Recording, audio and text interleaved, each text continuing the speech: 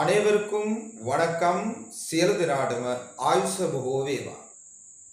இன்றைக்கு நாம பார்க்க போறது சிங்களத்துடைய மிக மிக முக்கியமான ஒரு இலக்கண பகுதி. இந்த பாடம் யாருக்கு முக்கியமாக இருப்பது?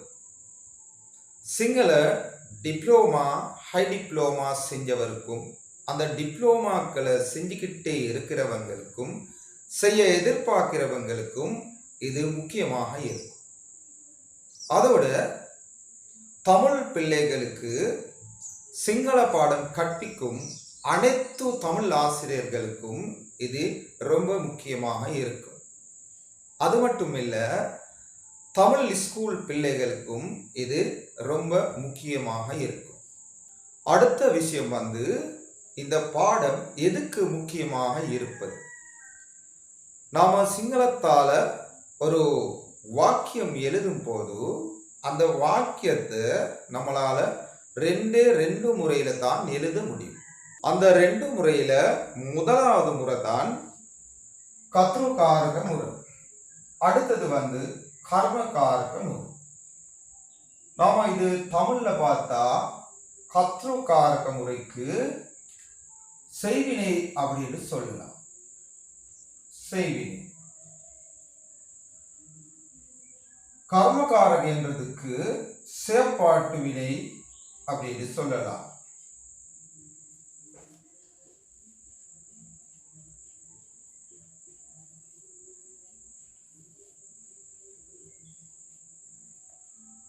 உண்மையாவே நாம தமிழ்ல கூட பார்த்தா இந்த ரெண்டு முறையில மட்டும்தான் ஒரு வாக்கியம் எழுத முடியுமாக இருக்கு. அப்ப இன்றைக்கு நாம பார்க்க போற இந்த பாடத்தை தெரியாம நம்மளால ஒருபோதும் சிங்களத்தால எந்த ஒரு வாக்கியமும் உருவாக்க முடியவே முடியாது. அதனால அந்த எல்லாத்தையும் நாம ஞாபகத்தில் வச்சுக்கொண்டு இன்றைக்கு பாடத்துக்கு போவோம். சரி, நம்முடைய பாடத்துடைய தலைப்பு தான் உக்த பத சஹா அனுக்த பத. உக்த பத சஹா அனுக்த பதம். நாம தமிழ்ல பார்த்தா எழுவாய் சொற்களும் எழுவாய் அற்ற சொற்களும். சில வேளை இது கேட்ட உடனே ஐயையோ, இந்த பாடம் ஏற்கனவே எனக்கு தெரிஞ்ச பாடம் தான் அப்படின்னு தோணலாம். ஆனா பொறுமையோடு இருந்து பாருங்க, இந்த பாடத்திலிருந்து புதுசா 2-3 விஷயமாவது உங்களால படிக்க முடியுமாக இருக்கும். உங்களுக்கு தமிழ்ல மூடங்கள் தெரியும். அதாவது தன்மை, முன்னிலை, படர்க்கை. அந்த தன்மைக்கும் முன்னிலைக்கும் படர்க்கைக்கும் நாம சிங்களத்துல இப்படி சொல்லுவோம். பாருங்க, உத்தம புருஷ தன்மை, மத்தியம புருஷ முன்னிலை, பிரதம புருஷ படர்க்கை. முதல்ல நாம இந்த தன்மையில எழுவாய் சொற்களையும் எழுவாயற்ற சொற்களையும் பார்ப்போம்.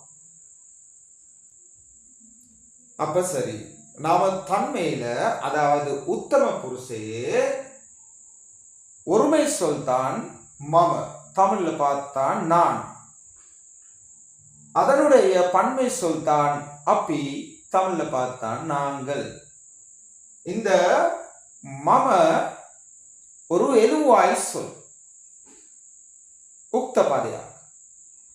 இந்த மமவுடைய அனுக்த பதைய அதாவது எழுவாயற்ற சொல் தான் மா.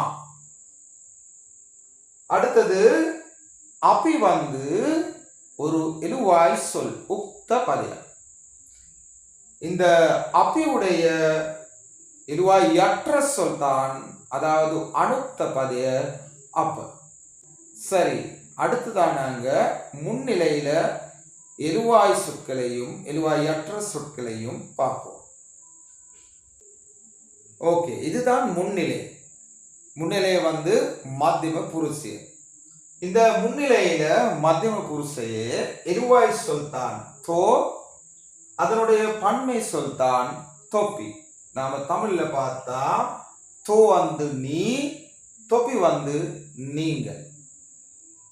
இந்த தோவும் தொப்பியும் எழுவாய் சொற்களாக இருக்கு. இந்த தோவுடைய எழுவாயற்ற சொல் தான் தா.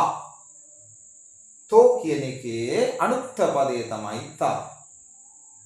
அடுத்தது தொப்பி என்ற சொல்லுடைய எழுவாயற்ற சொல் தான் தொப்ப. தொப்பி කියන பதයේ අනුත්ත பதය තමයි தொப்ப. சரி, அடுத்ததா நாம படற்கையில எழுவாய் சொற்களையும் எழுவாயற்ற சொற்களை பற்றியும் பார்ப்போம். சரி, முதல்ல நாம படற்கையில ஆண்பால் ஒருமை சொற்களுடைய எழுவாய் சொற்களையும் எழுவாயற்ற சொற்களையும் பார்ப்போம். சிங்களத்துல ஆண்பால் ஒருமை சொற்களை ரெண்டாக பிரிக்கலாம். முதல் நியமார்த்த பத, அடுத்தது அநியமார்த்த பதம். இது வேற விஷயம். ஓகே, சரி. இந்த நியமார்த்த வடிவத்தில் நான் 2 உதாரணம் கொடுத்திருக்கு. குருவரையா குருள்ளா. இந்த அநியமார்த்த வடிவத்தில் அதே சொல் குருவரையா குருவரையக் அப்படின்னு கொடுத்து இருக்கு. அதே மாதிரி குருள்ளா என்று சொல்ல குருள்ளெக் அப்படின்னு கொடுத்து இருக்கு. இந்த நியமார்த்த வடிவத்தில் இருக்கிற சொற்களும் அநியமார்த்த வடிவத்தில் இருக்கிற சொற்களும் நமக்கு எழுவாய் சொற்களாக எடுக்கலாம். இதை நாம தமிழ்ல பார்த்தா குருவரையா ஆசிரியர், குருவரையக் ஆசிரியர் ஒருவர். அடுத்தது குருள்ளா பறவை, குருள்ளெக் பறவை ஒன்று. ஓகே, அடுத்தது இந்த நியமார்த்தனா என்ன, அநியமார்த்தனா என்ன? நான் ஒரு உதாரணம் சொல்றேன். ஒருத்தர் சொல்றாங்க, அதிபர் ஆபீஸ்ல இருக்காங்க.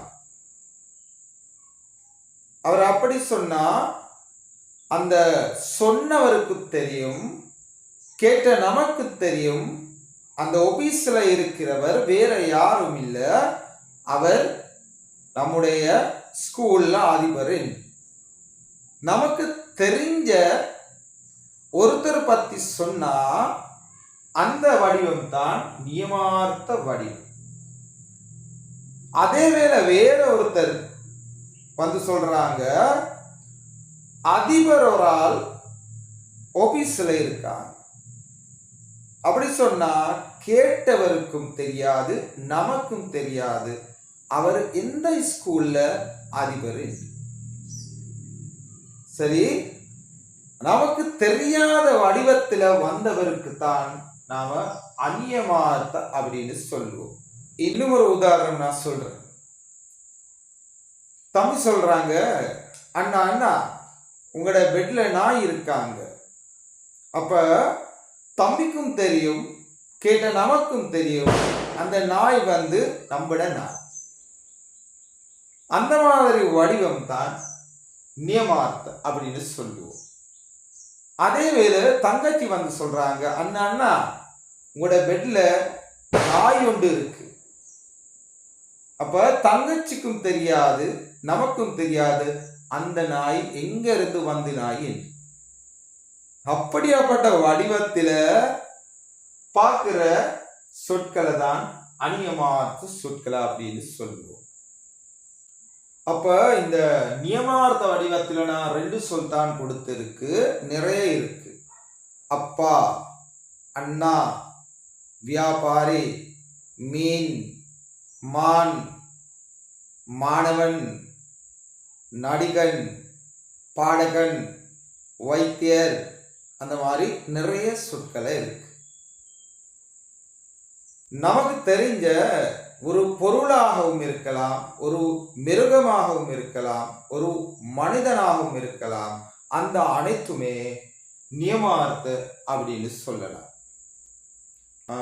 அடுத்தது நமக்கு தெரியாத ஒரு பொருளாகவும் இருக்கலாம், ஒரு மிருகமாகவும் இருக்கலாம், ஒரு மனுஷனாகவும் இருக்கலாம். அது எல்லாமே இந்த அநியமார்த்த வடிவத்தில தான் நாம பார்க்கிறோம். நான் ஏற்கனவே உங்ககிட்ட சொல்லிட்டேன், இந்த நியமார்த்த சொல்லும் அநியமார்த்த சொல்லும் எருவாய் சொற்களாக எடுக்க இயலும். அப்ப இந்த நியமார்த்த சொற்களை நாம எருவாய் சொற்களாகவும் எடுக்கலாம், எருவாயற்ற சொற்களாகவும் எடுக்கலாம். இந்த நியமார்த்த சொற்களை எருவாய் சொற்களாகவும் எடுக்கலாம், எருவாயற்ற சொற்களாகவும் எடுக்கலாம். அப்ப இந்த அநியமார்த்த வடிவத்தில் வந்த சொற்களுக்கு மட்டும் எருவாயற்ற சொற்கள் உருவாகி வந்து இருக்கு. அப்ப பாருங்க, குருவரைய அப்படின்னு சொல்லுடைய இந்த எருவாய் சொல்லுடைய எருவாயற்ற சொல் குருவர எக்கு, குருவர எக்கு ரெண்டு இருக்கு. இப்படி ஒருமை ஆண்பால் சொல்லுக்கு மட்டும் இப்படி ரெண்டு வந்திருக்கு, மற்ற எல்லாத்துக்கும் ஒன்று தான் வருது. சரி, அடுத்தது குருள் லெக்கு. பாருங்க, எருவாயற்ற சொற்கள் ரெண்டு இருக்கு, குருள் லெக்கு, குருள் லெக்கு. பாருங்க இதுல என்ன நடந்திருக்கு.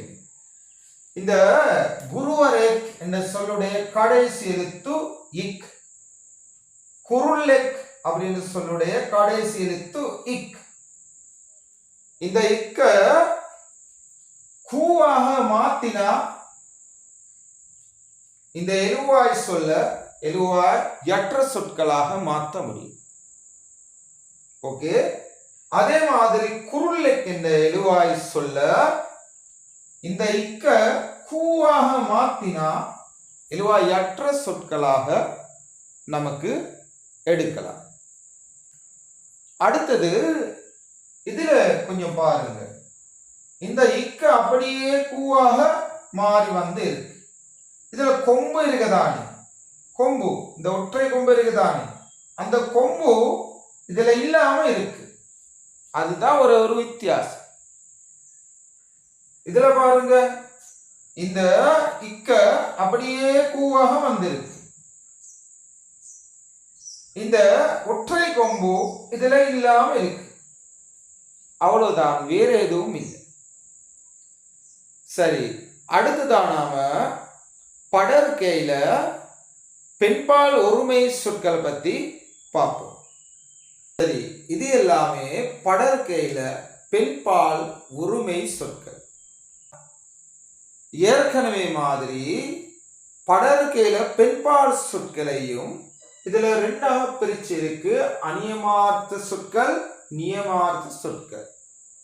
இப்ப உங்களுக்கு தெரியும், இந்த அநியமார்த்த வடிவத்தில வந்திருக்கிற சொற்களையும் நியமார்த்த வடிவத்தில வந்திருக்கிற சொற்களையும் எருவாய் சொற்களாக நமக்கு எடுக்கலாம். சரி, அப்ப மவ வந்து தமிழ்ல தாய், மவக் வந்து தாய் ஒருவர். அடுத்தது வைத்தியவரிய, தமிழ்ல வந்து பெண் வைத்தியர், வைத்தியவரியா பெண் வைத்தியர் ஒருவர். அடுத்தது கிரவிய பெண் கிளி, கிரவியா பெண் கிளி ஒன்று. இந்த நியமார்த்த வடிவத்தில் வரக்கூடிய எல்லா பெண்பால் சொற்களுடைய எருவாயற்ற சொற்களையும் இதே தான், எந்த ஒரு மாற்றமும் கிடையாது. இந்த அநியமார்த்த வடிவத்தில் வந்த சொற்களுக்கு மட்டும் எருவாயற்ற சொற்கள் உருவாகி வரும்.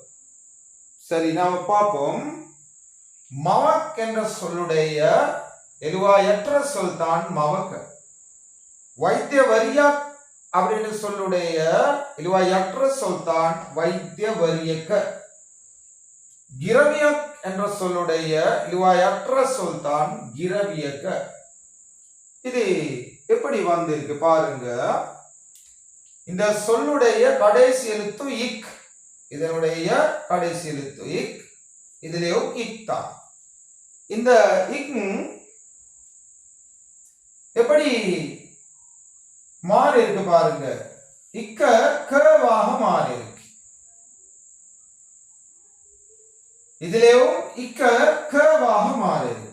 இதுலயும் இக்க கவாக மாறி இருக்கு. அவ்வளவு பெரிய விஷயம் கிடையாது. ஒரு முக்கியமான விஷயம் இருக்கு, நான் நினைக்கிறேன் அது உங்களுக்கு தெரியும். தமிழ்ல நாம உயர்திணை சொற்கள் அக்ரிணை சொற்கள் அப்படின்னு ரெண்டா பிரிச்சு பார்க்கிறோம். ஆனா சிங்களத்துல அப்படி கிடையாது. அதுக்கு பதிலா சிங்களத்துல உயிர் உள்ள சொற்கள் உயிர் இல்லாத சொற்கள் அப்படின்னு தான் நாம சிங்களத்துல பார்க்கிறோம். அதனாலதான் இந்த உயர்திணை சொற்களுக்குள்ள இந்த மாதிரி அக்ரிணை சொற்களும் நாம் போட்டு இருக்கு. சரி, நாம அடுத்ததாக படர்கையில பன்மை சொற்களுடைய எழுவாய் சொற்களையும் எழுவாயற்ற சொற்களையும் பார்ப்போம்.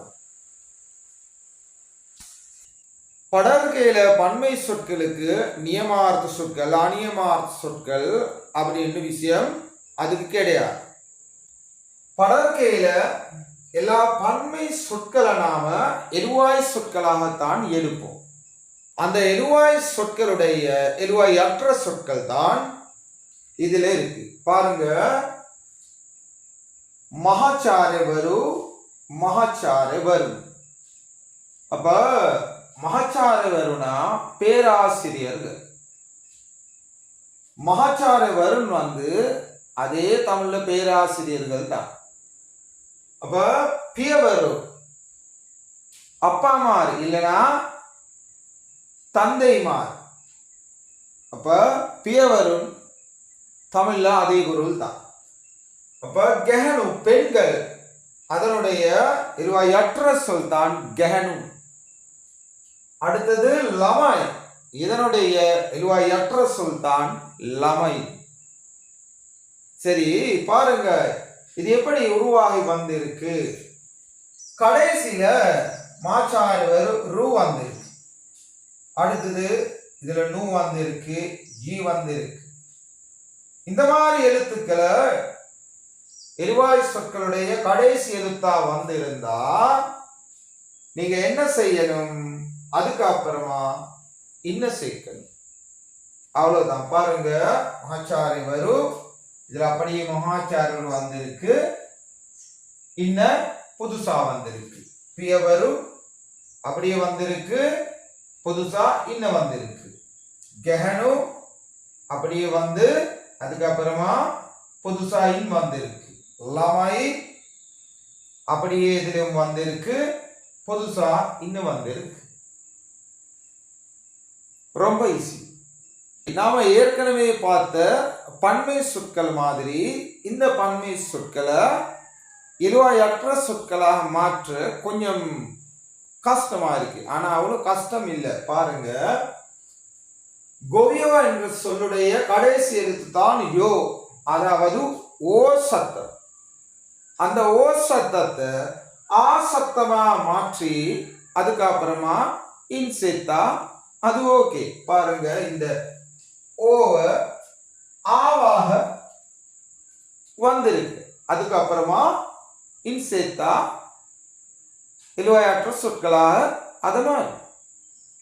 அடுத்தது பாருங்க, மினிசு மக்கள் மனிதர்கள், அதனுடைய எழுவாயற்ற சொல் தான் மினிசு.